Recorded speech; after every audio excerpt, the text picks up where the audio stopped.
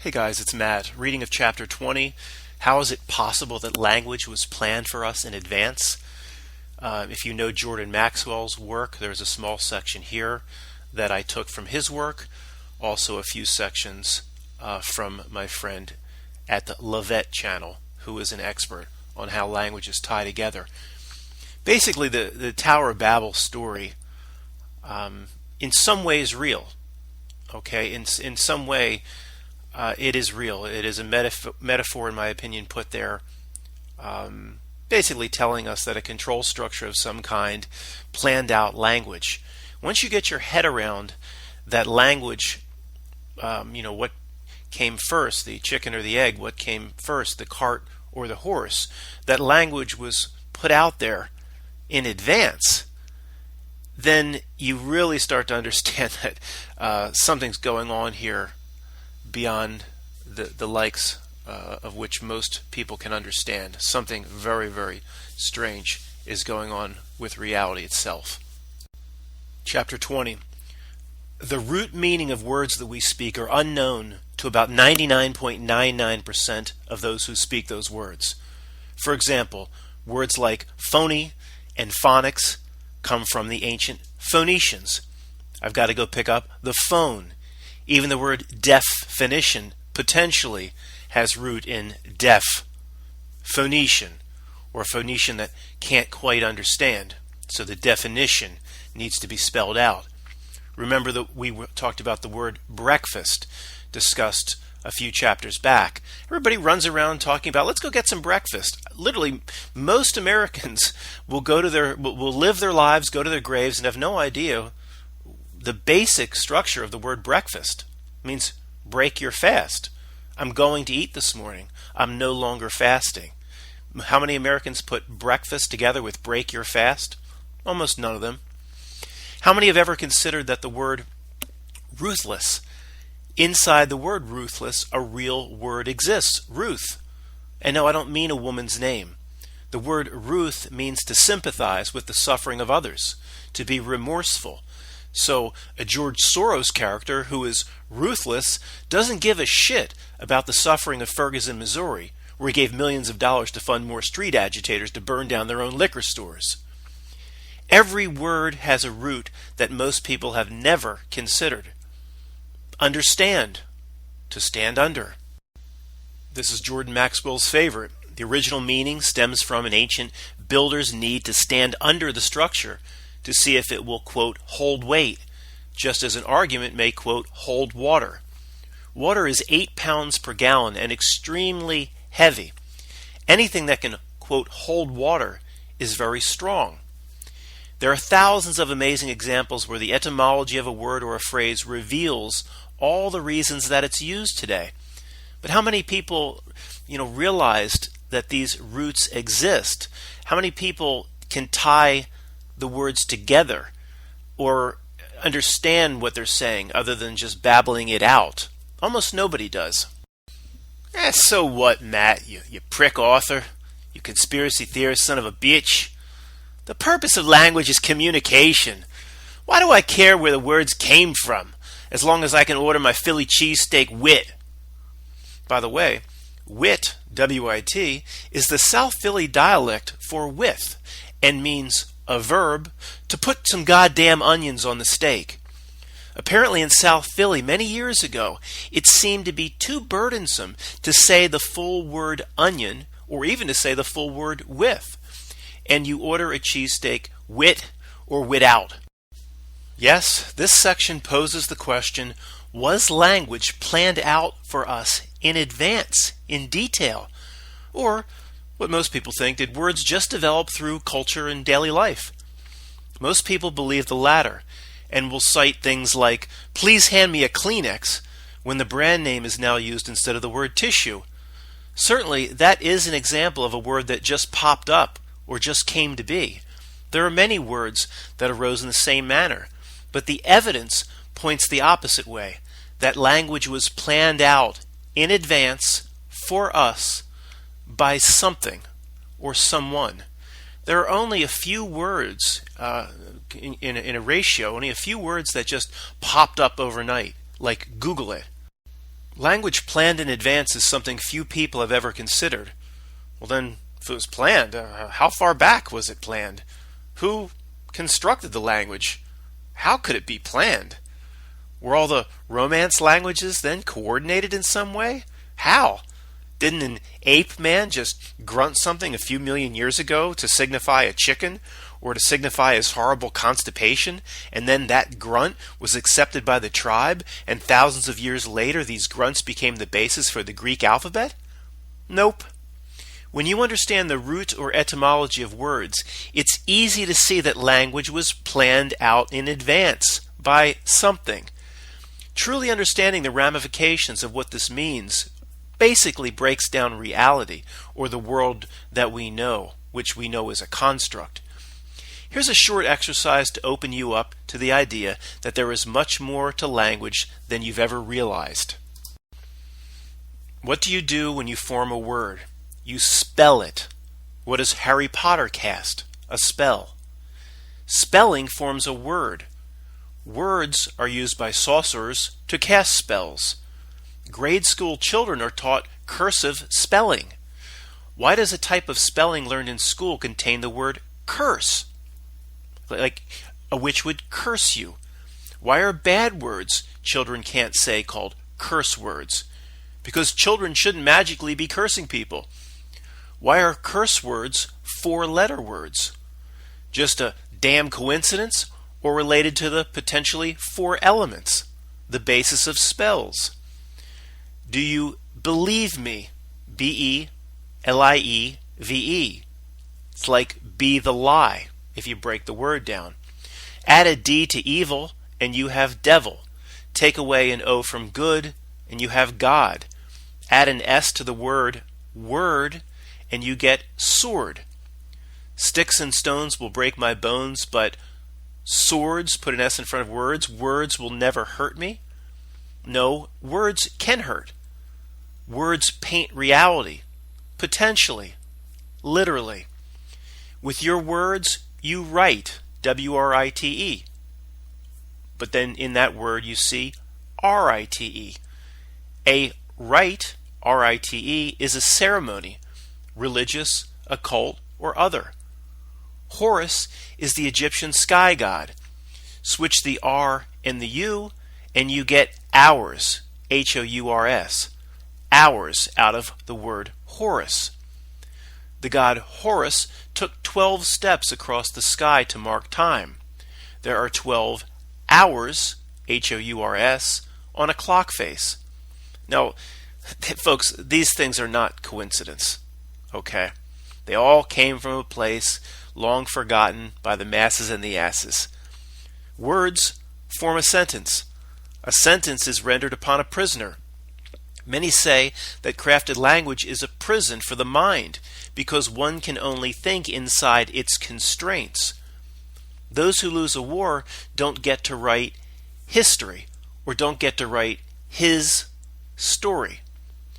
Do you think it's just a coincidence that what the West calls the Islamic State is ISIS, matching the most famous goddess of Egypt? I mean, there's no coincidence there at all that this terrorist band that we just can't seem to get, they're just running around the desert in their pickup trucks, and supposedly they told us we've had satellites that can read license plates off the back of cars since 1978, but nobody can get this ISIS group, and it just happens to be called, matches up with the Egyptian deity Isis. Nothing is a coincidence, folks. Monday is Moon Day. Sunday, Sun Day, Day of the Sun. Saturday, Saturn's Day. This could go on, this type of exercise, for hundreds and hundreds of pages. There are few random aspects to language. Most dummies just think language is something to order another hot dog with. Regarding the days of the week, we have blatant pagan worship carried right into the everyday language of modern society. We said Monday is Moon Day. Sunday's about worship of the sun. Saturday, Saturn's Day. Even Thursday, potentially, Thor's Day. Maybe. Our supposed Christian founding fathers should have renamed the days of the week before even writing the Bill of Rights, right? Such pagan terminology embedded in the words in the days of the week. So why didn't they address that? Aren't we told the founding fathers are good Christians? Perhaps for the same reason the Christmas holiday is 95% pagan ritual. Government actually means mind control. Ment from the Latin mente, or mind, mentality, mente, govern, obviously meaning to control. So, I'm going to go off script here, or off what I'm reading, but, as much as these founding fathers, to me, have always been my heroes. I have a little room in my house dedicated to like old George Washington pictures, and the Declaration of Independence is framed. I always want to believe in these people, but the more and more things that come out, I do start to scratch my head. But that is not the purpose of this chapter. Good Christians founding a nation, and they're not going to remove the pagan embedded right in the names of the days of the week. It just doesn't make sense why at some point it wasn't addressed if things are as they say they are, which of course by now we know they're not. Again, if you know Jordan Maxwell, you will know this section. This is fascinating, has to be included. One only need to examine the language relationship of money to water, the relationship of money to water, to prove without any doubt language was laid down in a precise way by someone or something in advance. This is mind-boggling. It's no coincidence that this all ties together. No coincidence at all. If you have money, you are liquid. A river bank directs the flow of water or current to the sea. Thus we have currency. If you have no money left, you are under water. Overextended debtors will soon be liquidated. Your spendthrift brother is spending money like water. A thief will steal his money and then launder it. Launder, a little bit of a stretch, but another word that somehow relates back to water or liquid, or at least the process of using a liquid to clean. If a person is drowning in debt, a friend may float him alone. Also, a banking term that describes something that can happen when money is transferred is called float. A person may be in danger of having their bank account frozen. He must work hard to keep his business afloat, and he may be tempted to go see a loan shark. His money will be put in the bank by using a deposit slip. A slip is where a boat is tied up. An economist may ask about the amount of money the U.S. has in circulation. Your circulation or circulatory system describes the flow of blood. Again, all of this is no accident. Money is a literal manifestation of energy. One who has money has stored energy. One who has enough money doesn't have to lift a finger to do anything, do they?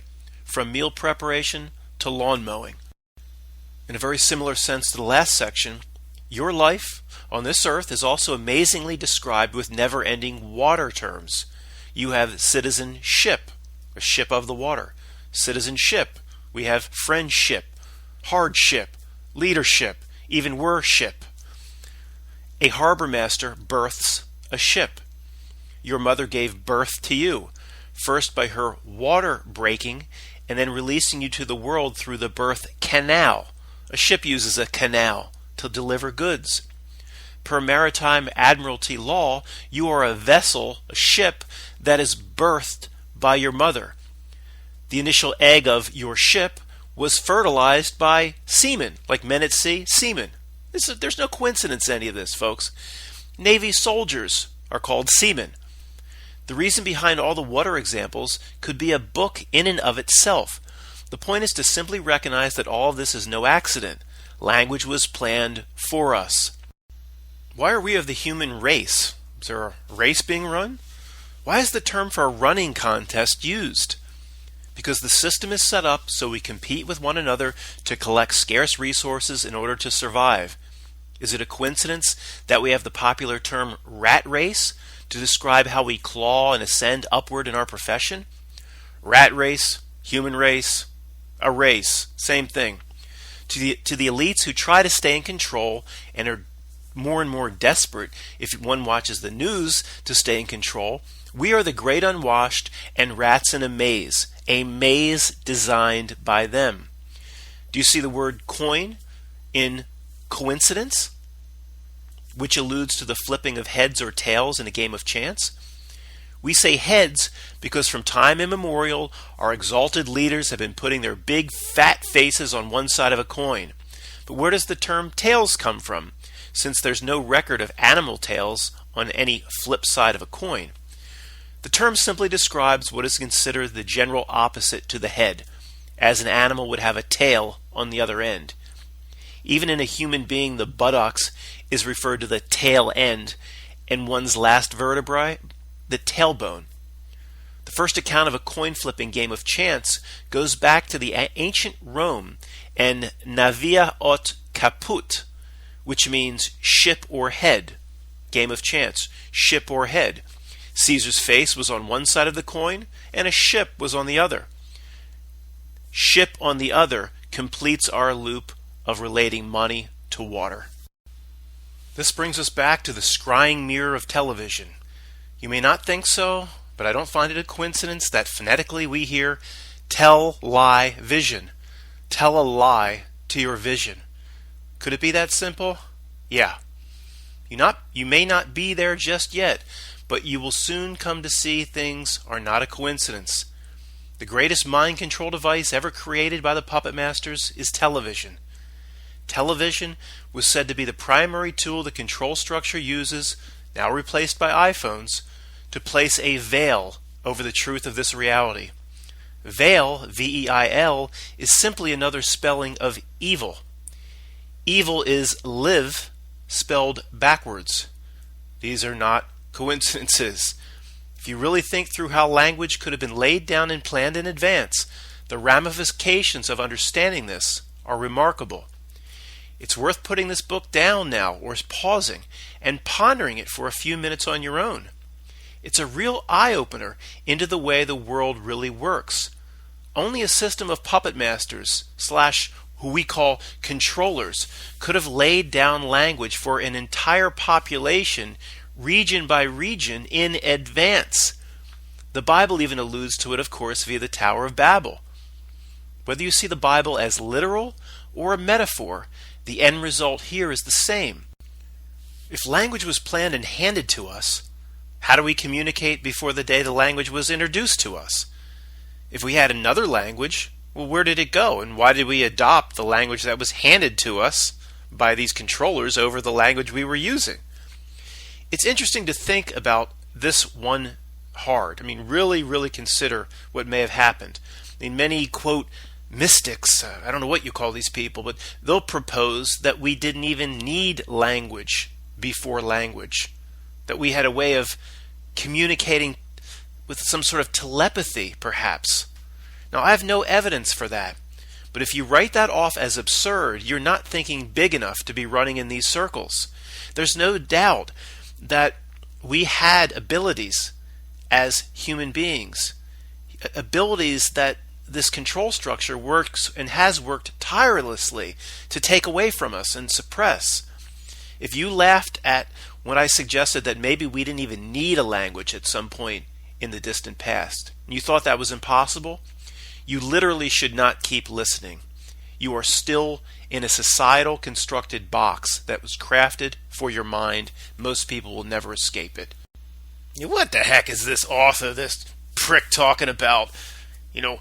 Language given to us in the world as a bunch of different languages, but they're all crafted by some puppet master on Mount Olympus. This moron thinks the whole world speaks English, probably. Hey, buddy, you're not smart enough for this conversation and thinking these things through. Go order your cheesesteak wit and shove it in your mouth. Now, I can't speak for Chinese or the Japanese character system. I just don't understand it. But there are remarkable similarities between English, French, German, Portuguese, Spanish, these Romance languages. Over and over again, we find that the ancient Latin root is the same for words used in different languages that basically mean the same thing. We find hundreds and hundreds of similarities among the languages, or in some cases, the exact same word is even used in different languages. This is just one more piece of evidence that points to the languages planned in advance theory has real merit. Did you ever think about this one? If thousands of words across languages have the same Latin root, not thousands, but a lot, have the same Latin root, then why did people stop speaking Latin in the first place? How did all the different parts of the world know about Latin at all? And how did they know to use the root, the Latin root, in their own language? There's a messenger sent all around the world giving the tribal leaders a list of Latin roots they needed to absolutely incorporate into their own language. It just, when you think about it, all of it starts to break down how this was possible without a really hardcore control system orchestrating everything. If language developed locally in tribes, for example, why is there so much similarity across or among words that span continents? Again, many using the exact same Latin root. The Tower of Babel may be a metaphor for what really happened here a long, long time ago. Who knows? It could have been one giant experiment where who we call these controllers sent various tribes their own language to then develop regionally with common Latin roots. Continuing to follow these real breadcrumbs, it's not hard then to come to the conclusion that Latin is the original creation of what we call the puppet masters. Latin supposedly no longer exists, but its root permeates all Western languages. It's all over the place. Then they seem to get off on using what they tell us is a dead language, and they use it on all things that represent government and control. Look at the back of the dollar bill. Annuit coptis and e pluribus unum and blah blah blah and blah blah blah. All this Latin written on government buildings, on the Supreme Court building, all this Latin all over the place. Why? Didn't we speak English in 1776?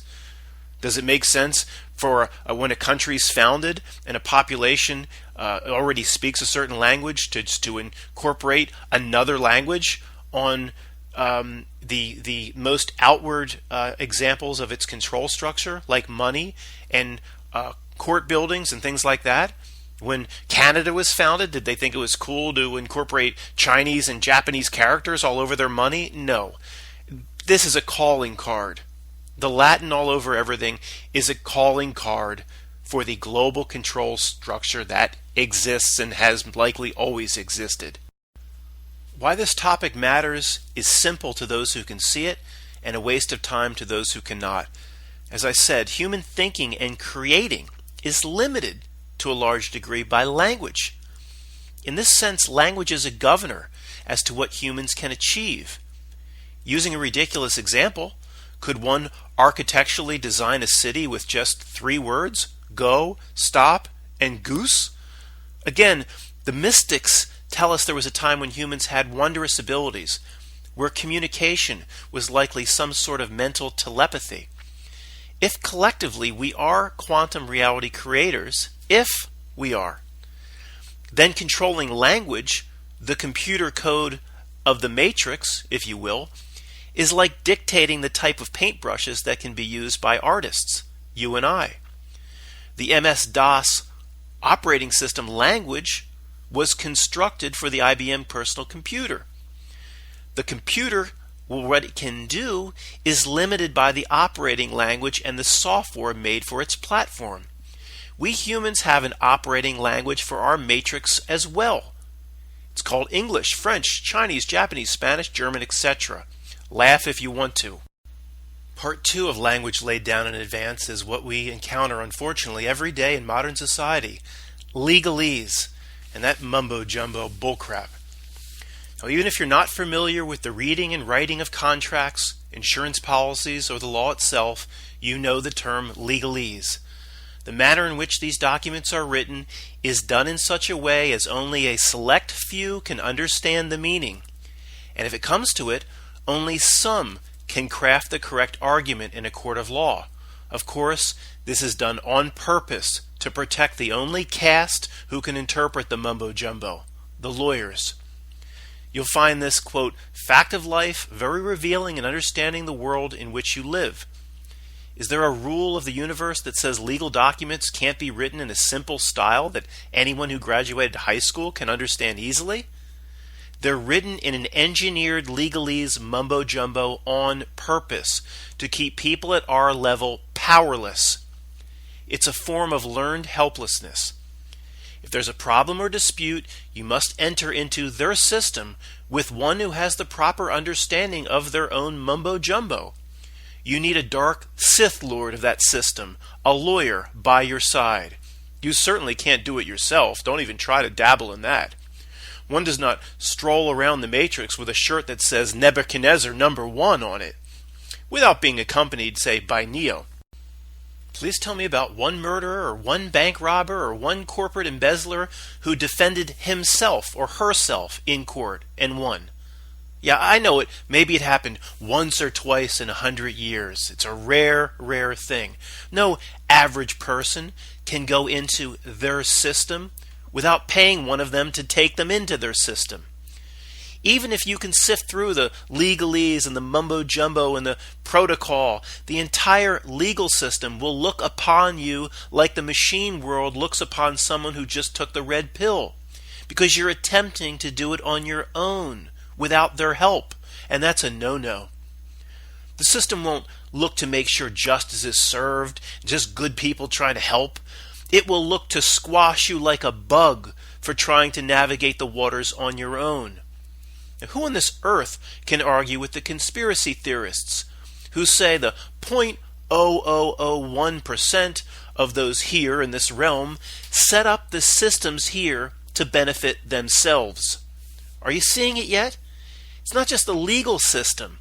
Every major facet of society has been first set up for them and not for us. Anything set up for you is an afterthought. If a scrap falls under the table, the dog thinks he's intentionally being fed. You see, if just one politician or president cared about the people more than they cared about protecting the current system of lawyers, legalese, the Bar Association, and the fraternal brotherhoods, they would have proclaimed over 100 years ago that the people must be able to understand their own laws, contracts, and legal documents. If anything we learned in school about what politicians are supposed to do was real, they would have simply passed a law a long time ago called something like the 10th grader's law. If a 14-year-old reading level cannot understand a legal document, then that legal document must be rewritten until he or she can understand it. Makes sense, right? Wouldn't that exist today if the system really cared about people? It does not care about people. Every aspect of the system is set up for the benefit of those who run the system. The foundation of everything is first and foremost to serve itself. Any benefit to the people is a secondary scrap. The script many people have been brainwashed with now wants to leap forward and take a hold of the minds of those people because the control structure is jeopardized by people reading a book like this. The siren song of this reality is probably reaching out to a lot of people listening and impressing upon them to regurgitate society's scripted answers to the questions that I just posed. Why aren't legal documents, laws, and contracts, for the most part, easy to understand? Do you find yourself thinking the appropriate response is this? The only way to be precise in these legal contracts, policies, and laws is to use such complicated legalese. It's necessary to be precise. Ridiculous. Simple language is far more precise. That's the bullshit answer they want everybody to regurgitate. In your opinion, what form of language below delivers a clearer message? Here's an example. Submission number 1, the clear language. How is it possible a paper passport from a hijacker was found on the street below the World Trade Center? While the towers still stood, a man found a passport, that of supposed terrorist Satim al-Sakwami, I don't care to pronounce that name correctly, and that person turned over the passport to a New York City policeman, who then gave it to the feds. We all saw the supposed 2,000-degree fireball shoot out the side of the tower. We've been told the collision was so violent, so destructive, that even the titanium black boxes on board the aircraft didn't make it. So on 9/11, paper survived, but titanium did not? Here's submission number 2, the language that the legal system says is far more necessary because it's accurate. Nobody can fucking understand submission number 2, as you'll see.